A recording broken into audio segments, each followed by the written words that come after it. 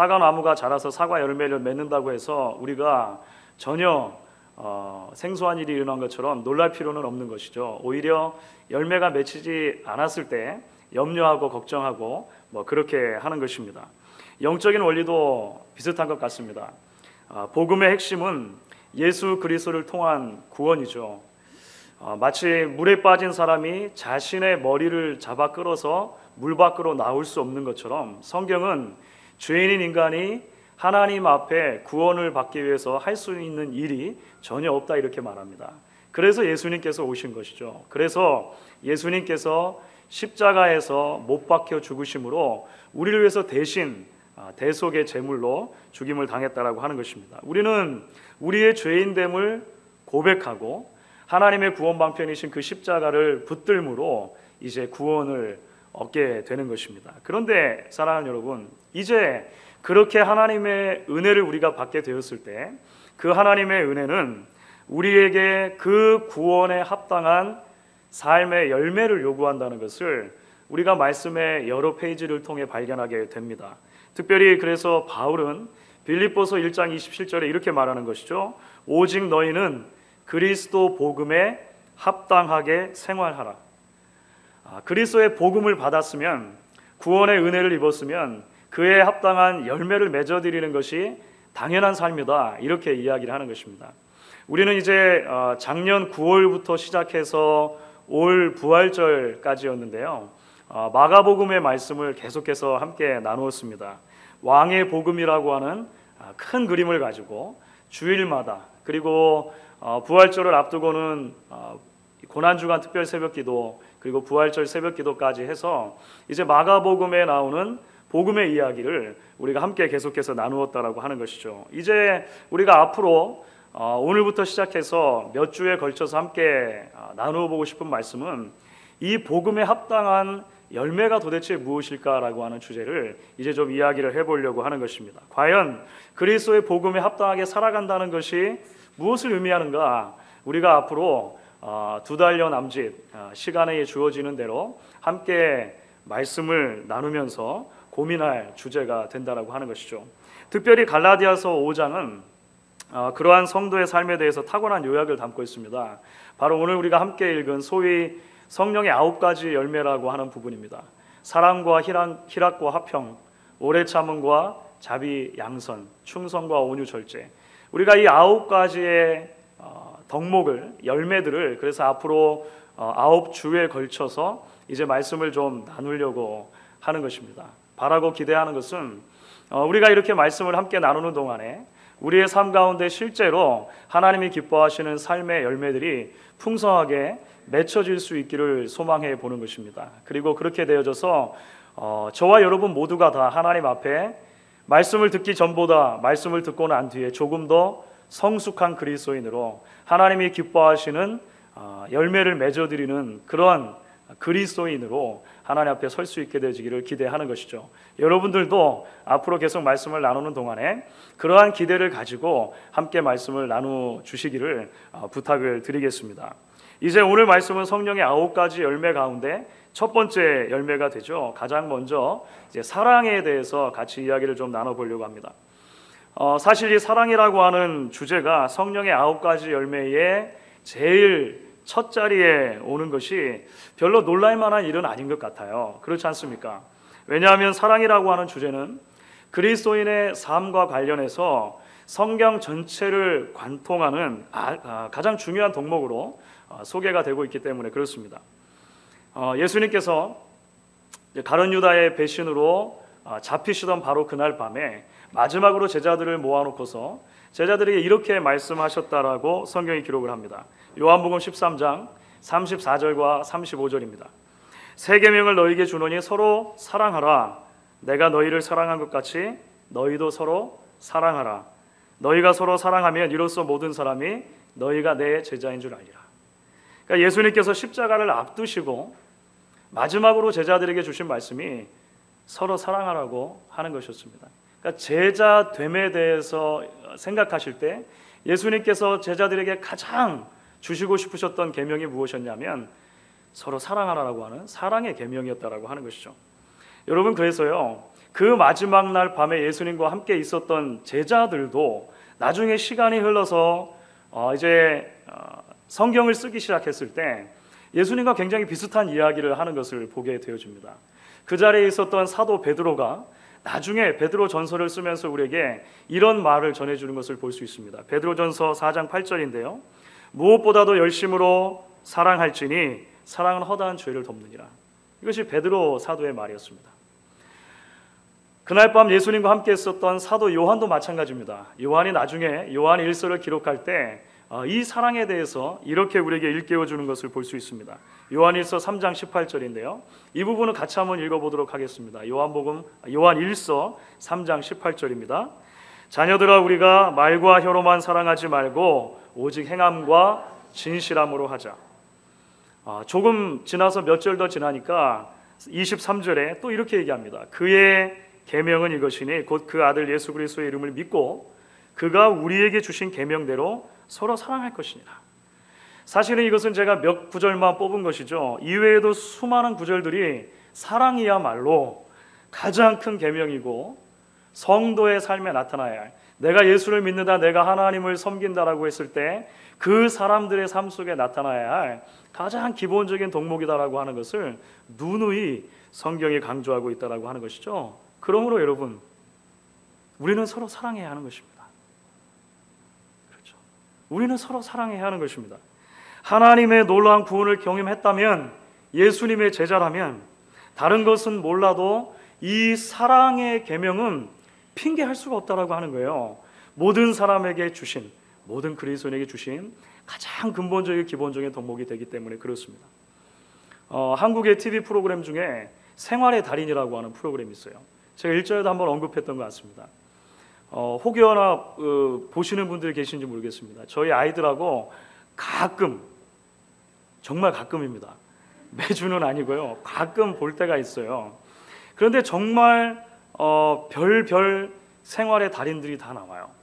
떡볶이의 달인, 빈병 쌓기의 달인, 이런 것부터 시작해가지고요. 하여간 별별 달인이 다 있습니다. 구두 닦기의 달인 이런 거 있잖아요.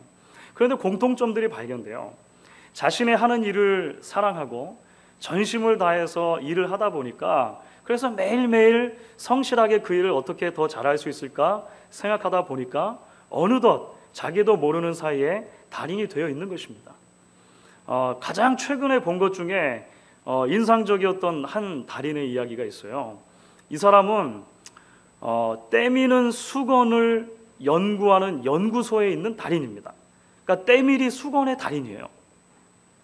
30대 후반의 나이입니다. 39살 정도 됐는데 경력이 한 13년 정도 돼요. 그 자리에서. 그런데요, 이분이 하는 일은 뭐냐면 하루 종일 여러 종류의 재료를 가지고 자신의 몸에다가 직접 때를 밀면서 실험해 보는 거예요. 연구원입니다. 하얀 가운 입고 실험하는데요, 하루에 많게는 6시간에서 10시간 정도 한 부위만 계속 밀면 아프니까 골라가면서 온몸을 돌아가면서 때를 미는 거예요. 왜 그런 연구를 합니까? 피부에 많은 자극을 안 주면서도 때가 시원하게 밀리는. 미국에 사신 지 오래되셔서 이제 때 잘 안 밀어보셨죠? 한국에서는 때를 밀지 않습니까? 그걸 연구하는 거예요. 연구하는 겁니다. 그래가지고 제작진이 이제 과제를 던지는 거예요.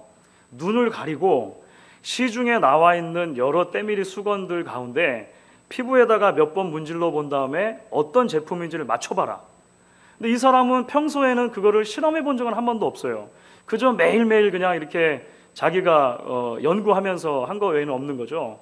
그래서 이게 될까 의아하면서 눈을 가리고요, 피부에다가 그런 때밀이 수건을 문지릅니다. 이게 웬일입니까? 한 2번만 문지르면 이게 어느 제품이라고 하는 것을 정확하게 맞추는 거예요. 그러니까 자기도 눈 가리개를 풀고 나서 놀라는 거죠. 이게 어떻게 가능합니까? 내가 적어도 세상에서 가장 좋은 때밀이 수건을 만드는 연구사다 라고 하는 자세가 있으니까 하루에 6시간이 아니라 10시간이라도 열심히 최선을 다해서 실험해보고, 그래서 정말로 좋은 때밀이 수건을 만들어내겠다 이런 거지 않습니까? 그래서 달인이 된 거예요. 어느 순간 그 자리에 올라와 있다라고 하는 것입니다. 사랑하는 여러분, 그런 면에서 보면요, 모든 성도들은 사랑의 전문가가 되어야 하는 사람들이죠.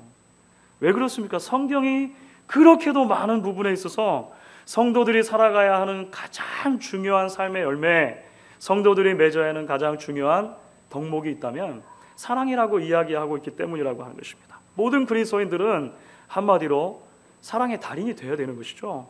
피자 가게 주인이 피자를 잘 만드는 것은 아주 정상적인 것입니다. 가수가 노래를 잘하는 것은요, 아주 정상적인 거예요. 그리스도인들이 사랑을 잘하는 것은 아주 정상적인 것이라고 하는 것입니다. 그래서 우리 옆에 계신 분들하고 다시 한번 이렇게 이제 서로를 권면하시면서 인사를 나누시면 좋겠어요. 사랑의 달인이 됩시다. 사랑의 달인이 됩시다.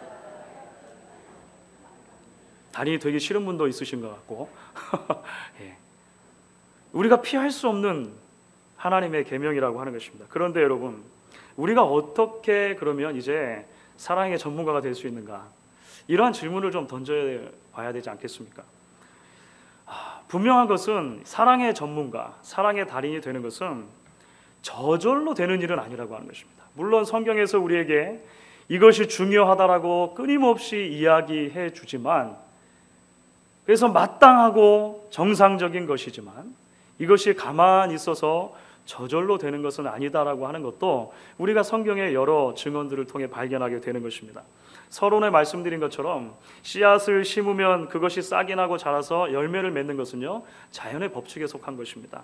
하지만 한 성도가 예수 그리스도를 알고 복음을 믿고 하나님의 자녀가 되었다고 해서 사랑의 열매를 맺는 것도 자동으로 되는가? 그것은 아니라고 하는 것이죠. 어떻게 알 수 있습니까?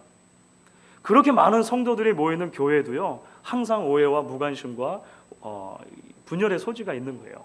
그렇지 않습니까? 소위 사랑의 종교라고 하는 기독교회들 안에 심심찮게 들려오는 분쟁과 분열의 아픈 소식들이 언제나 있는 것을 우리가 보지 않냐라고 하는 것입니다. 저절로 되는 것이었다면 그런 문제가 있을 수 없겠죠. 그래서 저는 오늘 우리가 이 주제와 관련해서 특별히 신약성경에 나오는 여러 교회들 가운데 고린도 교회라고 하는 교회에 우리가 좀 관심을 기울여 봤으면 좋겠다 생각을 합니다. 여러분, 신약성경에 나오는 여러 교회들 중에서 고린도 교회는 참 문제가 많은 교회였습니다. 분명히 복음을 듣고 회심을 경험한 성도들이 생겨났어요. 그리고 그렇게 회심한 성도들이 모여서 함께 하나님을 예배하는 예배 공동체가 생겨난 것입니다. 하지만 얼마 지나지 않아서 이 고린도 교회는 문제투성이의 교회로 전락하게 되는 것입니다. 바울이 직접 여러 차례에 걸쳐서 편지를 쓰지 않으면 안 될 만큼 굉장히 심각한 문제들을 그 안에 안고 있는 교회가 된 거죠. 고린도 교회가 안고 있었던 가장 큰 문제가 무엇이었냐면 그것은 바로 교회 내의 분열의 문제였습니다. 교회 내 분열의 문제. 자꾸 서로 싸우는 거예요. 그래서 교회가 서로 하나 되지 못하는 모습을 보여주고 있었다고 하는 것이죠. 그래서 사도 바울은요, 고린도전서라고 하는 책을 기록할 때 인사말 있지 않습니까? 편지니까 대개 성경에 나오는 편지들의 인사말이 등장하고요. 그 인사말 다음에 나오는 그 못말에 처음 오는 자리가 굉장히 중요한데요. 고린도전서는 이 분쟁에 대한 문제로 시작을 해요. 그만큼 심각한 문제였다라고 하는 것입니다. 그러면 고린도 교회 안에 이러한 분쟁이 생기게 된 이유들이 무엇일까요? 성경을 읽다 보면 우리는 크게 두 가지를 발견하게 됩니다. 첫 번째는 처음 복음을 어디서 전해 들었는가와 관련해서 끼리끼리 그룹들이 생겨나기 시작한 것입니다. 오늘날 이 현대 정치 안에서는요, 같은 정당 안에도 누구누구 개인이 누구누구 개인이 해가지고요, 계파라는 게 생겨요. 계파. 정치에 좀 관심 있으시면 혹시 그런 이야기들 들어보셨는지 모르겠습니다. 비슷한 일이 교회 안에도 일어났다고 하는 거예요. 고린도 교회 안에 나는 바울계다, 나는 아볼로계다, 나는 시몬 베드로계다, 나는 그것도 모르겠고 다 그리스도계다라고 하는 이 계파들이 자꾸 생겨나기 시작한 것입니다. 그래서 그 안에 끼리끼리 모여서 끼리끼리 좋아하고 그 계파에 속하지 않은 사람들은 배척하는 그런 일들이 생겨나기 시작했다는 거예요. 교회가 아주 깊이 병들어 있다는 증거죠. 그래서 바울은 안타까움을 담아서 그들을 그 고린도전서의 아주 첫머리에서 꾸짖는 것입니다. 고린도전서 1장 13절인데 이렇게 꾸짖어요. 그리스도께서 어찌 나뉘었느뇨? 바울이 너희를 위하여 십자가에 못 박혔으며 바울의 이름으로 너희가 세례를 받았느냐. 도대체 왜 자꾸 나눠지느냐, 이렇게 이야기를 하는 것입니다. 고린도 교회가 분쟁에 빠진 또 하나의 이유가 있습니다. 그것은 성도들이 받은 각종 은사들 때문이었습니다. 고린도 교회는 초대교회 가운데 특별히 여러 성도들이 아주 다양한 성령의 은사를 받았고요, 그 은사를 실제적으로 활용하는 교회였던 것 같습니다. 여러분, 말씀의 은사, 믿음의 은사, 병 고치는 은사, 방언의 은사, 방언을 통역하는 은사, 예언의 은사, 막 이렇게 실로 다양한 은사를 가진 사람들이 교회 안에 곳곳에 포진해 있고 교회를 섬기고 있다고 한번 생각해 보십시오. 사실 굉장히 감사한 일이죠. 굉장히 감사한 일이죠. 한 교회에 여러 다양한 은사를 가진 성도들이 모여 있어 가지고요, 어떤 일을 맡겨주든지 간에 각자의 은사대로 그 일들을 척척 처리해내는 거예요. 그래서 얼마나 이상적인 그런 모습을 가질 수 있겠냐고 하는 것입니다. 실제적으로 섬길 사람이 없어서 정말 다양한 은사가 교회 안에 존재했으면 좋겠는데 그렇지 못해서 문제가 있는 것이 오늘날 작은 교회들의 문제가 아니냐라고 하는 것입니다. 그런데 고린도 교회 현실은 무엇이었습니까? 그렇게 많은 다양한 은사를 가지고 있는 사람들이 각자의 자리에 있음에도 불구하고 성령의 다양한 은사가 오히려 독이 되고 있었다라고 하는 거예요. 왜 그렇습니까? 서로 자기가 받은 은사가 더 크고 중요한 것이다라고요, 비교하고 이제 남과 계속해서 뽐내며 다투는 일이 있었기 때문이라고 하는 것입니다. 은사라고 하는 것 자체가요, 그 어원이 은혜라고 하는 말과 동일합니다. 그러니까 선물이라고 하는 거죠. 선물. 은사는 하나님이 주신 것입니다. 그래서 바울이 답답한 마음에 고린도전서 12장 11절을 보시면요, 이렇게 우리에게 이야기를 하는 거예요. 이 모든 일은 같은 한 성령이 행하사 그 뜻대로 각 사람에게 나눠주시느니라. 하나님이 주신 것이다라고 하는 거죠. 그런데도 여러 사람들 안에 어떤 일이 일어났습니까? 그 선물로 받은 은사 때문에 서로 시기하고 무시하고 질투하고 다투는 일이 일어났다라고 하는 것입니다. 그래서 바울이 그 유명한 몸의 비유를 드는 거죠. 사람이 코만 가지고 살 수 있느냐? 눈만 가지고 살 수 있느냐? 손만 가지고 살 수 있느냐? 몸의 각 지체들이 각 기능을 다 할 때 건강한 것처럼 아무리 작아 보이는 지체라 하더라도 소중한 것이 아니겠는가? 그래서 각 은사들은 하나님께서 그렇게 주신 것이지 서로 비교할 만한 것이 아니다, 이렇게 이야기를 해주는 것입니다. 그리고 나서 이제 은사에 대해서 쭉 이야기하는 고린도전서 12장의 맨 마지막 석절이 됩니다. 그 마지막 석절에서 우리에게 이렇게 이야기를 전해주고 있어요. 같이 한번 읽어보시면 좋겠는데요, 고린도전서 12장 29절부터 31절까지 말씀 우리 같이 한번 읽어보도록 하겠습니다. 다 사도겠느냐? 다 선지자겠느냐? 다 교사겠느냐? 다 능력을 행하는 자겠느냐? 다 병 고치는 은사를 가진 자겠느냐? 다 방언을 말하는 자겠느냐? 다 통역을 하는 자겠느냐? 너희는 더욱 큰 은사를 사모하라. 내가 또한 제일 좋은 길을 너희에게 보이리라. 여러분, 이게 무슨 말일까요? 은사만 풍년일 뿐 서로 하나 되지 못하고 분열되고 갈라진 교회의 모습, 그것이 고린도 교회의 모습이었는데요, 그 모습을 이제 고치려면, 그 모습을 다시 하나로 만들려면 필요한 것이 있다라고 하는 것입니다. 가장 큰 은사 중에 은사가 필요하다라고 하는 거예요. 그 제일 좋은 은사를 그래서 지금부터 내가 여러분들에게 알려드리겠습니다, 이렇게 바울이 말하는 거죠. 그렇다면 그 가장 좋은 은사가 무엇입니까? 그렇죠, 사랑입니다. 사랑. 그래서 그 12장 말씀에 바로 이어지는 고린도전서 13장 한 장 전체, 소위 우리가 사랑장이라고 알고 있습니다. 사랑장. 그 한 장 전체를 통해서 가장 좋은 것, 가장 큰 은사, 사랑에 대해서 설명을 해주고 있다라고 하는 것이죠. 그렇습니다, 여러분.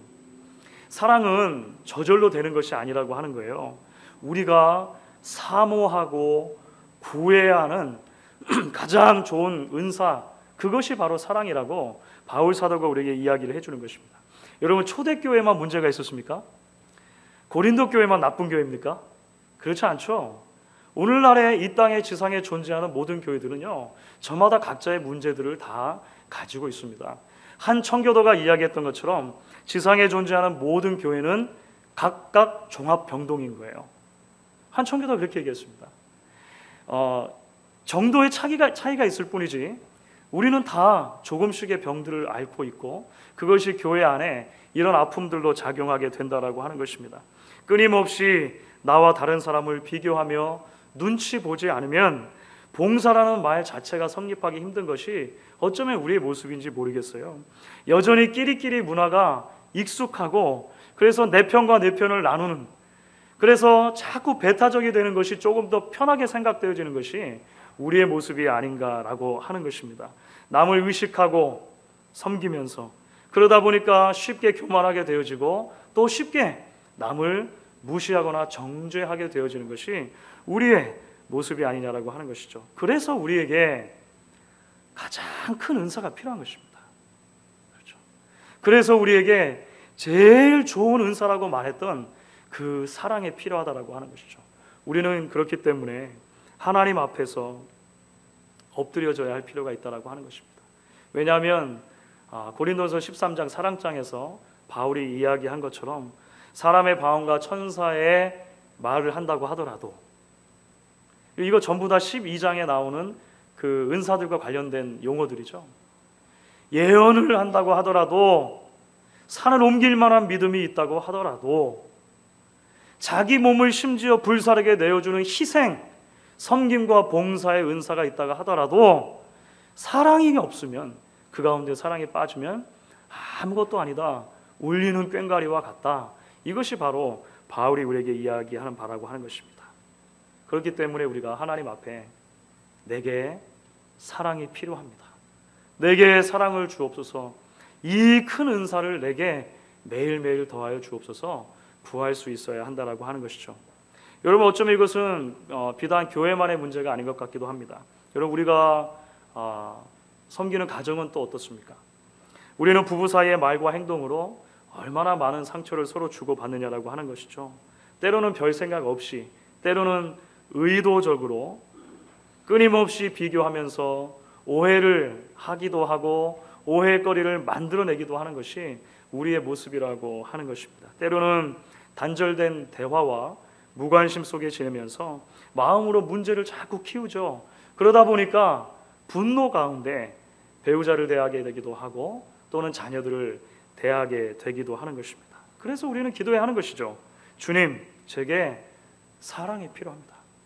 더 큰 은사, 가장 좋은 은사라고 하셨던 그 사랑 내게 주시지 않으면, 내가 변화되지 않으면 소망이 없겠습니다.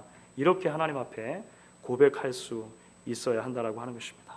주 안에서 사랑하는 성도 여러분, 사랑이라고 하는 것은 가장 큰 계명이고요, 동시에 가장 큰 은사이기도 합니다. 그래서 성령의 9가지 열매의 가장 첫 자리에 이 사랑이라고 하는 것이 오는 것이죠. 여러분, 갈라디아서 5장 22절부터 23절까지 9가지 열매가 나옵니다. 종류는 9가지지만 이전에도 한번 제가 스쳐가면서 언급을 해드렸던 것 같아요. 종류는 9가지지만 사실 거기서 성령의 열매를 맺으라고 할 때 그 열매라고 하는 단어는 단수로 되어 있습니다. 그러니까 열매들이 아니고 열매라고 하는 거예요. 이 9가지가 다 하나로 하나의 열매가 된다라고 하는 것이죠.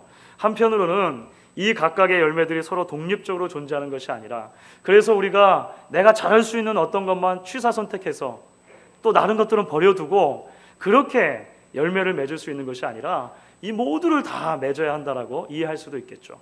또 한편으로는요, 사실은 나머지 8가지의 열매들은 가장 머리에 있었던 사랑이라고 하는 열매를 설명하는 것이다라고 이해할 수도 있습니다.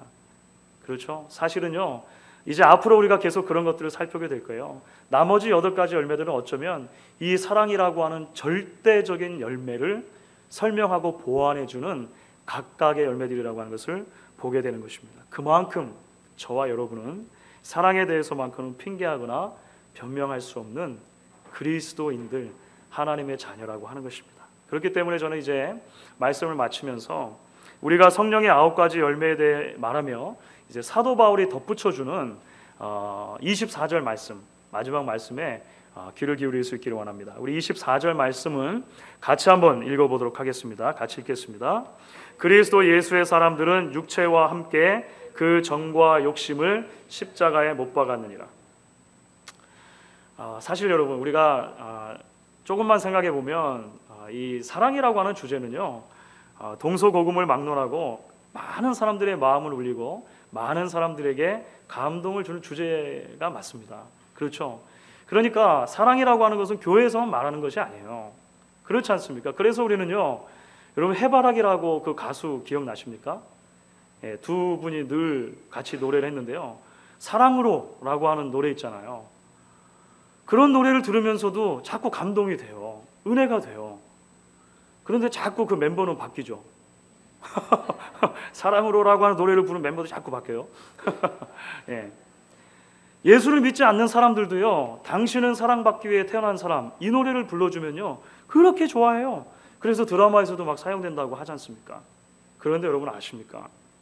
성경이 말하는 사랑은 조금 다르죠. 왜 그렇습니까? 성경이 말하는 사랑은요, 우리를 가장 먼저 예수님께서 우리를 위해 죽으신 십자가로 데려간다라고 하는 것입니다. 그렇죠?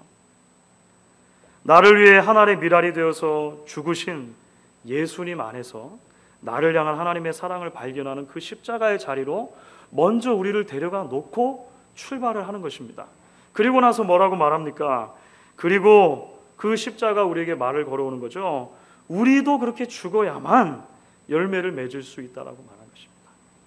우리도 예수님처럼 정과 욕심을 십자가에 못 박지 않으면 결단코 하나님이 기대하시는 그 사랑의 열매는 맺어드릴 수 없는 것이다 이야기하는 것입니다. 오늘 우리가 이 말씀에 귀를 기울이며 우리의 삶 속에서 맺혀지기를 원하시는 사랑의 열매 함께 나누고 생각하고 하나님 앞에서 결단할 수 있게 되어지기를 주의 이름으로 간절히 축원하겠습니다. 우리 시간에 같이 한번 찬양하면 좋겠습니다.